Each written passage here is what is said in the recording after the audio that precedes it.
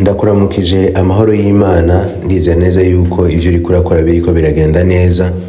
Nje Fablice uno munsi muri kino kiganiro twagomba twishure na cyane ku bibazo bimwe abantu bamaze imisi bibaza, abantu bamaze imisi batubaza kugira ngo bashobore kumenya ivya One African Investment aho bigeze. Ivyo bibazo navyo tuza kwishura muri kino kiganiro biravuga biti mbega ukubaka isoko nkuru ya Bujumbura bigeze hehe? Hanyuma ati mbega ivya cakigega coco One African Investment Fund bigeze hehe? Mbega hamaze gutangwa amafaranga ngahe muri vya bikorwa vyo kubaka isoko nkuru ya Bujumbura canke mu kigega ca One Africa? Hanyuma rero muri kino kiganiro nivyo bibazo tuza kuragenda turishura kugira ngo ushobore kumenya aho bigeze, kugira ngo ushobore kuronka amakuru mu mwanya wo, kugira ngo nawe bishobore kugufasha canke bishobore kugutera intege agasanga wifuza nko gushiramo amafaranga, ushobore kumva vy'ukuri ido nido amakuru yido ashobora kugufasha kugira ngo nawe ushobore kurema uvuga ati nanje ndashobora gushiramo amafaranga, nanje ndashobora kwifatanya n'abarundi kugira ngo shobore gushiramo amafaranga umutahe, kugira ngo igihugu gishobore gutera imbere, kugira ngo dushobore kwiteza imbere, kugira ngo dushobora imbere twese turi kumwe. Rero igituma ndiko ndakora ino video ni kubera uyu mugambi jewe kuva ugitangura nukuri n'umugambi novuga yuko ari umugambi uri revolutionnaire, n'umugambi tutari bwabone mu Burundi.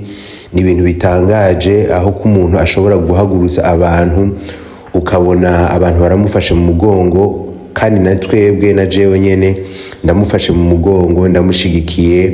Uyu mushinga ntahe Manirakiza Fablice ivyo ariko arakora nukuri ni ibikorwa vyiza cane, ni ibikorwa vyo guhayagiza, ni ibikorwa nizera neza yuko umurundi wese akwiye gushigikira, umurundi wese yifuza yuko uburundi bwokogorora, uburundi bwoshobora kuja ku yindi ntambwe. Ibikorwa bariko arakora ni ibikorwa vyo gushigikira. Uku rero tuba turiko turamushigikira niko tuba twifuza nuko abandi barundi boshigikira abandi barundi mu guteza imbere igihugu. Rero tutarandiye tutavuze amajambo menshi, reka tuvugane ku birangwa muri One African Investment Fund, ikigega cyashizweho na Ubaka Nation Group nayo irongowe n'uyu mu visionnaire yitwa Fablice Manirakiza.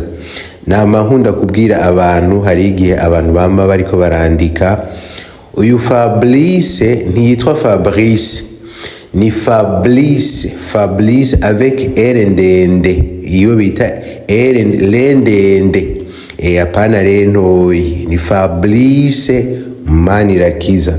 Rero nko ku bantu bakunda kwandika nk'amakuru, ntimuze musubire mwibeshe, muze mwame mwandika na re ndende. Okay, twagiye rero. Ibi rero tubisoma ku rubuga rwiwe, tubisoma ku rubuga rwa Fablice Manirakiza, aho yavuze ati ngaha aho ivya One African Investment Fund bigeze, natwe tugiye kubibabwira nk'uko nawe yabivuze. Yavuze ati amafaranga agera ku miliyaridi 3 z'amarundi n'ibihumbi 300 vy'amadolari nivyo tugezeko, mubandanye muriha. Vyumvikana yuko agasanga yavuze ati mubandanye muriha, vyumvikana yuko bitarahera. Kumbure urashobora kuba wibajije yuko muri rya misi bashobora kuba baratanze yari misi umengo kwari ukwezi kumwe, yuko bizoba vyaheze, ariko mu bisanzwe hariho amakondisiyo yasizeho. Mugiye murumviriza mu biganiro yagiye arakora, ego yaravuze yuko muri uko kwezi kumwe amafaranga bazoba begeranije ukuntu azoca akora yabisiguye neza, ariko n'ubu muravyumva yuko avuga ati mubandanye muriha. Nukuvuga ababandanya bariha nabo, ababandanya bashiramo amafaranga nabo bararonka amakondisiyo yabo kugira ngo nabo bazoshobore kugaruza amafaranga yabo muri kino gikorwa. Arabandanya avuga ati ibikorwa twari twiyemeje gukora mu kwezi kumwe kuvyerekeye Buja City Plaza twarabirangije vyose, ntituyaga amasigara cicara.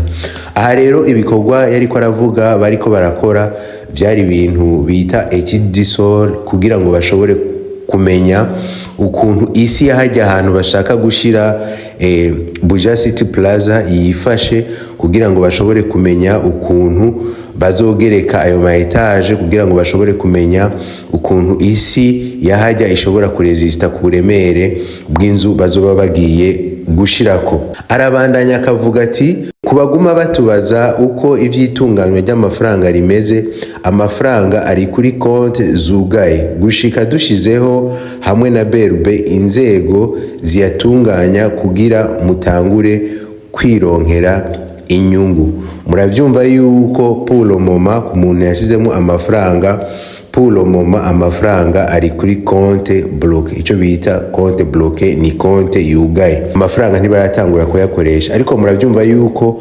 hasizweho umugwi, izo nzego rero nizamara kujaho nibaza yuko ari byo bariko barakora, bazoca bafatanya na BRB kugira ngo bashobore kuza baraharura umuntu umwe wese amafaranga canke inyungu azogenda araronka.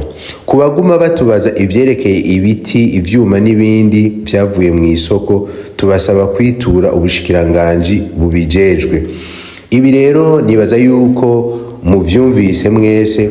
Kubisanzwe kijya kibanza canke bijya vyuma biri hajya, nibaza yuko atari vya Fablice Manirakiza canke ivya Kubaka Group, bobo baronkejwe ikibanza. Nukuvuga yuko ibintu bakuye hajya bicegukira igihugu canke bicegukira ubushikiranganji bubijejwe. Vyumvikana yuko abantu bifuza ivyuma canke bariko barabaza ku bibazo vyerekeye ivyuma n'ibiki bijya bagiye barakura hajya, murumva yuko bo kwitura ubushikiranganji bubijejwe. Hanyuma rero jewe kuri no munota ico novuga no kezana cyane Fablice Manirakiza ku kwezi kumwe gusa akaba ashoboye kwegeranya amafaranga arenga imiliyaridi 3 z'amarundi.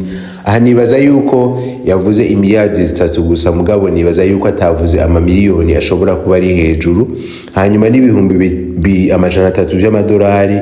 Iki ni ikintu gikomeye cyane. Twarabonye umugwiza tunga yitwa niko birisiyoni aterera muri uno mugambi, twarabonye n'abandi bantu batandukanye baterera muri uwo mugambi, mbere n'abantu basanzwe.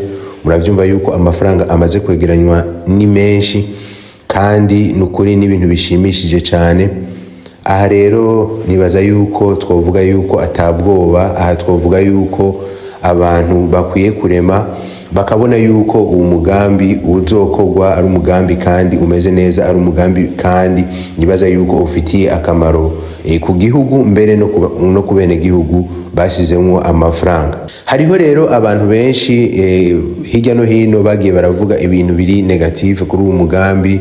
Jewe ndi umuntu yizera yuko uno mugambi uyu muntu ariko arakora, Fablice Manirakiza, umugambi ariko arakora ari umugambi mwiza kandi azowushikana kwisozero ryawo. Umugambi uzohera mbere azoheza, hanyuma akerekana yuko ibikorwa abisozeye biheze, akubaka rijya soko akarishikiriza nkuko yiyemeje. Kuko ndavye ivyo yamaze gukora, background mu ivyo yamaze gukora ni vyinshi cyane.